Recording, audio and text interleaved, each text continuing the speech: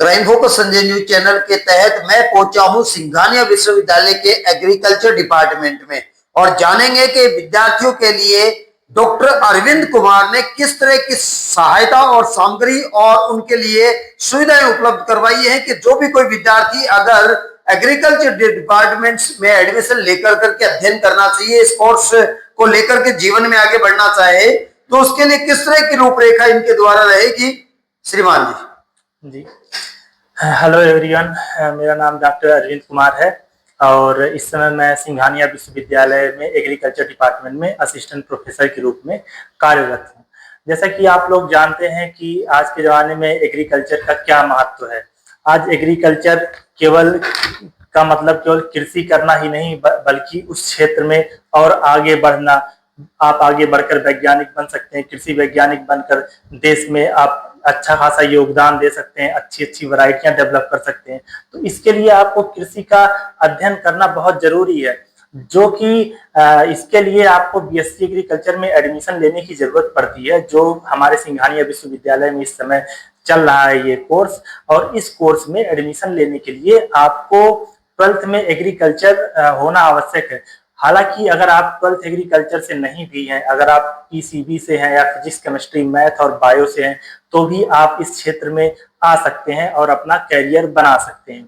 और इस क्षेत्र में हम आपको बताएं, अगर आप एग्रीकल्चर लेते हैं तो केवल प्राइवेट सेक्टर और गवर्नमेंट सेक्टर दोनों आपके लिए खुला होता है। आज के जमाने में लोग सोचते हैं कि गवर्नमेंट नौकरी मिल जाए, तो इसमें तो आपका बहुत ही अच्छा जो है एक चांस बनता है, क्योंकि अगर आप कृषि से अध्ययन करते हैं तो केवल आप कृषि ही नहीं बल्कि अन्य क्षेत्रों में भी जा सकते हैं। कृषि में तो आपके लिए एक सुनहरा अवसर रहता ही है कि आप कृषि क्षेत्र में आगे बढ़ेंगे। इसके अलावा आप प्राइवेट सेक्टर में अगर आप फर्टिलाइजर की कंपनी में जाना चाहते हैं, आप देखते होंगे तमाम आज इफ्को की कंपनी है, क्रिप्को की कंपनी है, या फिर पेस्टिसाइड की कंपनी में जाना चाहते हैं, तो आप देख सकते हैं कि आपके लिए गवर्नमेंट और प्राइवेट सेक्टर दोनों ही खुले हुए हैं। और हमारे यहाँ इसका बहुत ही अच्छे तरीके से इस कोर्स वर्क कराया जाता है, ना कि थ्योरेटिकल बल्कि हम इसका प्रैक्टिकल भी कराते हैं, जिसकी लैब हमारे यहाँ बहुत ही अच्छी डेवलप हुई है।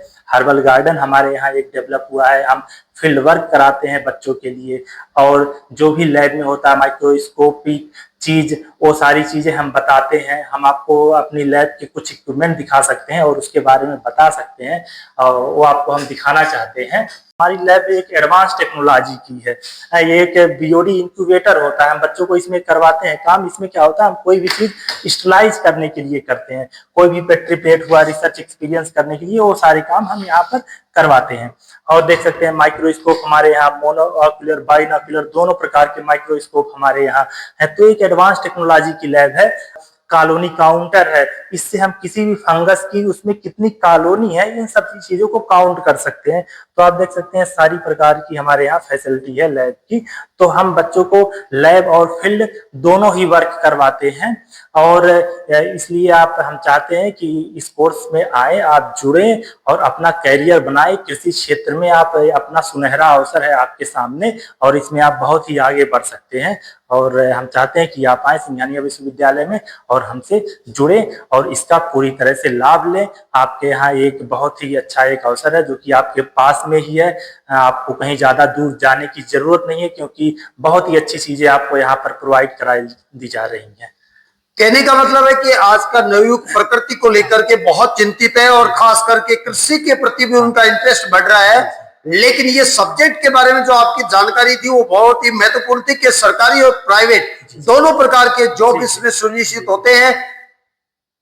नवयुवकों के लिए क्या संदेश देना चाहेंगे, खास करके वो जो खास अभी तक विषय सब्जेक्ट चूज करने में अभी अपने आप को तय नहीं कर पाए कि मुझे कौन से सब्जेक्ट से आगे बढ़ना चाहिए? देखिए, अगर आपको इसके लिए तय करना होता है कि अगर आप 12th में हैं उसी समय आपको डिसाइड करना होता है कि हम किस क्षेत्र में जाना चाहते हैं। तो अगर आप जिस भी क्षेत्र में जाना चाहते हो, आप इंजीनियर बनना चाहते हैं, साइंटिस्ट बनना चाहते हैं, डॉक्टर बनना चाहते हैं, तो आप उस क्षेत्र को चुन सकते हैं। सबसे अच्छा हम आपको बताएं, कृषि के क्षेत्र में अभी पूछा है कि कैसा अवसर है, तो आप अगर डॉक्टर बनना चाहते हैं तो आप बीएससी, एमएससी, पीएचडी करके आगे वैज्ञानिक बन सकते हैं, डॉक्टर बन सकते हैं। और इंजीनियर बनना चाहते हैं तो बीटेक होता है एग्रीकल्चर इंजीनियर से, आप इंजीनियर भी बन सकते हैं। आप टीचिंग लाइन में जाना चाहते हैं तो आप टीचर भी बन सकते हैं। तो हर तरफ से मतलब एग्रीकल्चर में आप कह सकते हैं आप ऑलराउंड अपना डेवलप कर सकते हैं। आपके लिए हर तरफ का क्षेत्र खुला हुआ है कृषि क्षेत्र में आने के लिए।